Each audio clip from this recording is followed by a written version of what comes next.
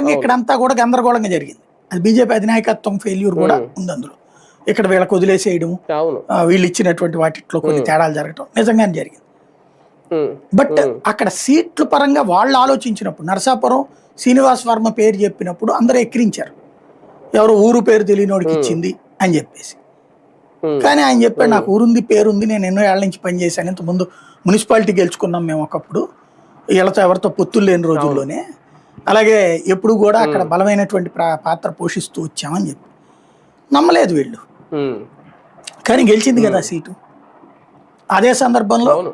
సోమవీర్రాజు ఆయనకి ఎట్టి ఉమ్, పరిస్థితుల్లో నామినేషన్ ఏరియకుండా ఉండటం కోసం చివరి నిమిషం దాకా చాలా ఉమ్, ప్రయత్నాలు జరిగినాయి. బీజేపీలో కూడా వెన్నుపోటు రాజకీయం అవును. నడిచింది. కానీ ఉమ్, ప్రత్యేక విమానాలు పెట్టి యుద్ధ ప్రాతిపదికన ఉమ్, బీఫారాలు పంపించి చేసింది బీజేపీ. ఉమ్, అక్కడ ఉమ్, జరిగింది. మూడోది వచ్చేటప్పటికి ఇప్పుడు ఏంది, ఉమ్, ఎవరికి తెలియకుండా చివరి ఉమ్, ఏది ఒకరోజు ముందే చెప్పేశారు ఇది పాక సత్యనారాయణ. అవును. ఇలా ముగ్గురు ఉమ్, చెప్పాలంటే 25 ఏళ్ల పైబడి అనుభవం ఉన్నటువంటి బీజేపీ నాయకులు, కార్యకర్తలుగా ప్రారంభమై అవును. అవును. నగర కార్యదర్శులు, ఉమ్, నగర ప్రధాన కార్యదర్శులు, అవును. నగర అధ్యక్షులు, ఉమ్, జిల్లాలు, ఉమ్, ఆ, కౌన్సిలర్లు. ఇట్లాంటి ఉమ్, ఉమ్, పాత్రలతో పైకి ఉమ్, వచ్చినటువంటి వాడు. ఇప్పుడు ఈయన 40 అవును. ఏళ్ళు, అవును.